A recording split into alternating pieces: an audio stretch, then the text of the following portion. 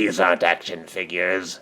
They're gifts. Hello, my baby. Hello, my honey. Hello, my ragtime gal. Sonny, you kissed my wife. Baby, my heart's on fire. I have a number of acquisitions to review, including Marvel Legends' Green Goblin from the No Way Home Spider-Man movie. The movie itself came out 2 years ago, and for some reason it's taken them this long to get around to making any figures for the villain characters.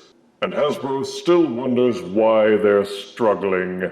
Anywho, the Green Goblin is Spider-Man's arch-enemy from the comic books who jumped to the big screen in 2001, got killed, and was brought back in 2021 through the use of multiverse gimmickry. Anywho, check out the box, which has no windows, so you'll never know if your figure got boosted and replaced by evil toy swappers. Photos of the figure are on the front, with an artist rendition on the side panel. See more photos on the back, showing off everything that should be included, with another photo of the figure on the other side. Now let's get this goblin out of his box. Out, am I? Out-of-box Marvel Legends No Way Home Green Goblin figure comes with a William Dafoe head, an alternative head with goblin mask helmet, a purple hoodie for the Osborn head, and a pair of Zig goggles. Also this tiny orange pumpkin bomb bead, and the goblin glider with display stand. And this is the Green Goblin figure all by itself with no accessories attached. So let's deal with the obvious and snap on one of the heads. They will squeeze onto this exposed ball socket on the neck. And they come off easily, perhaps a little too easily, because I've had them fall off while trying to rotate and tilt them for posing. First, the 2001 movie Green Goblin mask helmet. Better? Well, it depends on who you ask. Green Goblin purists who rejected the movie interpretation won't like this update any better. It looks like the 2001 mask with the grinning face, golden eyes, and the bobsled helmet-style crest. But the detailing and colors look good. In fact, there's a lot of detail across the entire body to appreciate. The movie Green Goblin wore a metallic green battle suit, and this one copies the style. But there were additions for the No Way Home movie, represented by these gilded highlights. There are also other sections that are painted purple, which is actually more in keeping with the original comic books, where the Green Goblin wore a purple head sock and a tunic over his green scaled bodysuit. There's also the extendo blades on his left arm. There are the, shotgun shells and pan flutes on the right arm, and a belt harness, which has, I guess, energy drinks, and a satchel. Also included in the body sculpt is this tattered purple mini poncho.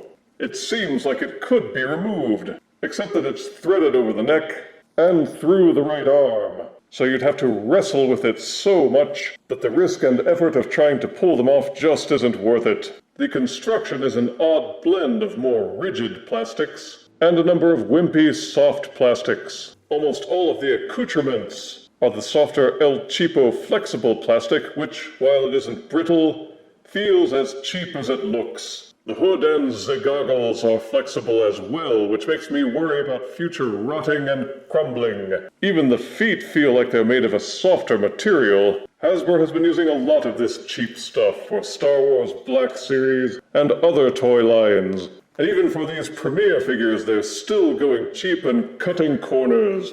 Boo! But that said, the detailing is quite intricate, with ridges, bumps, and all kinds of dimension in the sculpting. The base color is uniform throughout, a pearly green from top to bottom.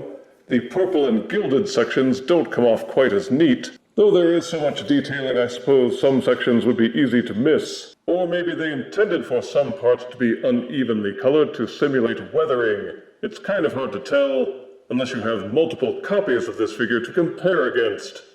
The pumpkin bomb is just a small plastic orb. The figure has no extra sets of hands, so the blade hand is balled up into a fist, while the shotgun shell hand is cupped. Just jam the pumpkin bomb into that hand, and there it must remain forever. Because otherwise you have to just leave it lying loose and rolling around and you're probably gonna lose it. Rip off the goblin helmet, and you can replace it with William Dafoe's leering mush. The detailing on it is okay, though certainly not Sideshow Collectibles grade. But it's a passable imitation for those who would prefer the bare face to the helmet mask. You can jam it on all by itself, or insert it into the hood, and then jam it on so that his head will be hooded. And again, if you want to use the goggles, you need to thread them on from underneath the Osborn head, rather than over the top. It does give him a kind of steampunk mad scientist vibe when set up this way, even if many would say it's not really the Green Goblin without the goblin mask. Then there's the glider itself, which is perhaps the most essential addition to any Green Goblin figure. Because without the glider, he's just a jerk in armor, isn't he? It follows the movie appearance, done up in mostly gray with purple highlights that match the Goblin's purple hoodie. In the comics, the glider looked like a bat. They obviously thought that was too goofy for the films, and retooled it for a more sci-fi silhouette, though you can still see some bat-like elements to the overall profile. It's well detailed and thankfully has some good mass to it, for an impressive presence as opposed to the tiny, silly mini-bats they normally peddle with the Marvel Legends figures. It's mostly more rigid plastic, though it's still not really hard plastic. Presumably they did that so that the spiky bits wouldn't be considered dangerous. The spiky fins on the sides and the mini missiles underneath are all made of soft rubber. Because, you know, we customers are too dumb to be trusted with hard plastic. Duh. The wings can be angled with 2 sets of hinges underneath. These hinges connected to the engine are really tight, so use them sparingly. The foot stirrups plug into the top and can be rotated, and even tilted from side to side in order to accommodate the way the figure is posed. These holes in the bottom of the feet correspond to pegs on the foot stirrups. You may find it easier to put the stirrups onto the feet first, before plugging them into the glider, but due to the limited amount of posing that the figure can utilize, you'll find there are only a few stances that you can set up for both the figure and the glider. And since most of the Marvel Legends figures have the same ports on the bottoms of their feet, it means you can have almost any of them riding the glider in style. Then there's the stand. It's also made with the not quite rigid plastic and has some flex to it, which made plugging in the glider a harrowing experience indeed. It takes a lot of time and effort to jam it in, but once plugged in, it becomes effectively a ball socket joint, so you can tilt and yaw the glider almost any way you like. Just be careful not to overbalance once the figure is included with the overall weight.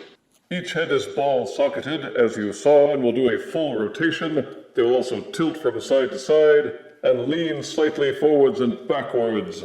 Each shoulder will do a full rotation, and you can angle them up and down on a soft ratchet. Each elbow is double jointed, though they do that thing where it looks like you're squinching it, though doing the full extension looks weird, and makes it seem like the elbow section is about to pop off. With the left arm, it's particularly difficult to bend the elbow because you have to worry about these flexible blades bending out of place. There is an ab crunch, and it will rotate at the waist, though I'm afraid to do it too far because this harness keeps getting in the way. Each leg will kick forward this far, but they won't move backwards very far because of the solid butt plate. Still, you can extend them outwards about this far. There's an upper thigh swivel, and double jointed knees.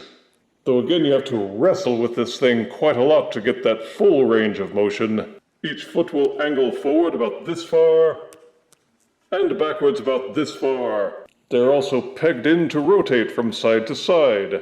Some of the joints are really stiff. The harness inhibits the waist movements and crunches, and the ankles could really use some more range of motion for crouching poses and for the glider. For size comparison, here is Marvel Legends No Way Home Green Goblin, next to Marvel Legends Hobgoblin. Here is Marvel Legends No Way Home Green Goblin, next to Mattel's Masters of the Universe Deluxe Leech. And here is Marvel Legends No Way Home Green Goblin, next to Marvel Legends Homecoming Onesie Spider-Man. It's not a onesie.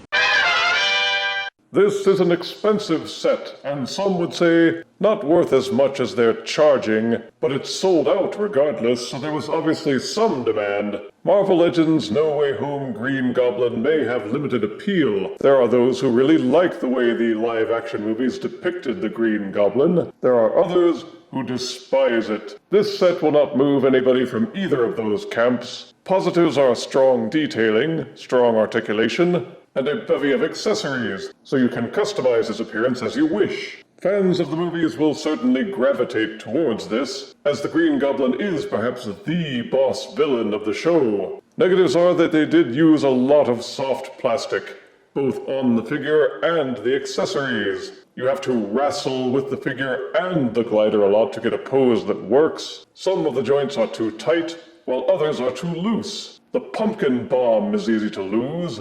There are no extra hands, and the combination of soft plastic, tight joints, and accessory blockage means that the figure can't articulate as well as you might like it to. I really wish they'd devote more effort to the foot engineering on such figures, so you can get a good crouch and squat pose with them. The Goblin in particular needs that kind of flexibility to look good on the glider. And if you think the movie interpretation looks goofy, then this definitely isn't the figure for you. There's a lot of potential likes and dislikes for all takers, but it's as good a Marvel Legends style figure as you can expect to get, and Marvel Legends No Way Home Green Goblin earns 7 out of 10 deaths.